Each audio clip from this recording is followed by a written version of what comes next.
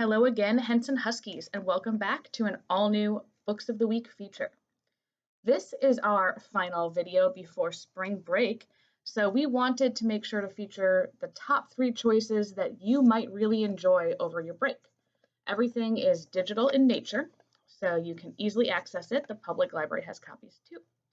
But most importantly, these are all really engaging, interesting books that cover lots of different genres, and 2 of them are Black-Eyed Susan nominees, and our season for that is coming to a close.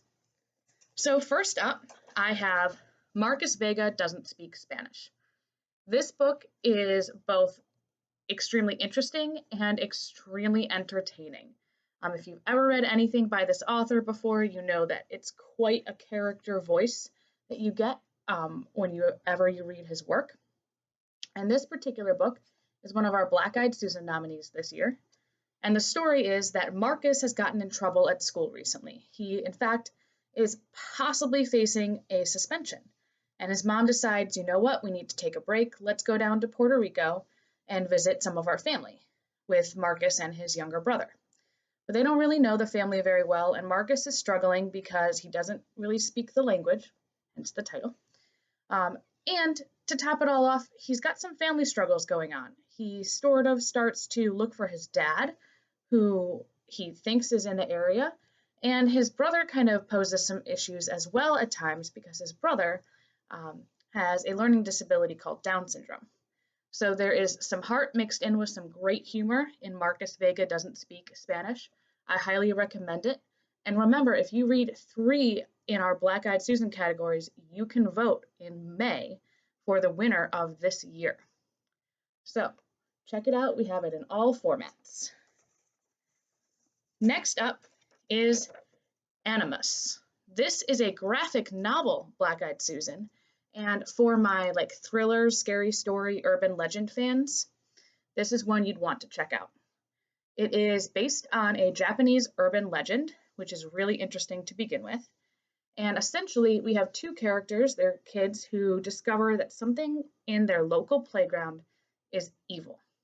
And they encounter kind of a monster, and they are trying to figure out how they can get rid of whatever is causing chaos and danger all around them.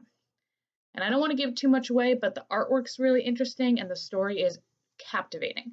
So if you are a fan of, like I said, thriller, horror, this might be a really good graphic novel to check out. And bonus, because it is also a Black-Eyed Susan nominee in our graphic novels category.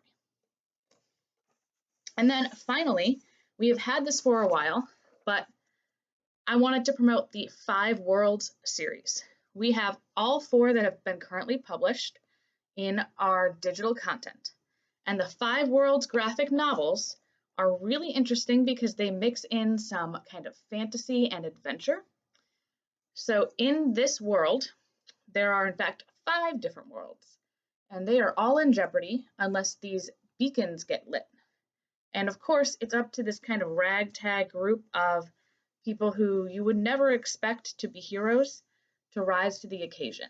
And there are lots of twists and turns, and it's a great read. There are 4 published so far. All 4 are on Destiny Discover, available as ebooks for you to check out. So if you wanted to read something that had an easy follow-up, check out 5 Worlds, and all 4 of them are available. With that said, please just make sure that you keep reading. We have tons of digital content. We have curbside pickup right after spring break if you are interested, so you can place your holds and get something that way. But however you are doing it, keep up the fantastic work because I see it in Beanstack, and I know a lot of your teachers have talked about how you guys are reading still, so that's great. Thank you guys so much, and let me know if you have any library questions. Other than that, find something great to read, enjoy your spring break, and most importantly, happy reading, Henson Huskies.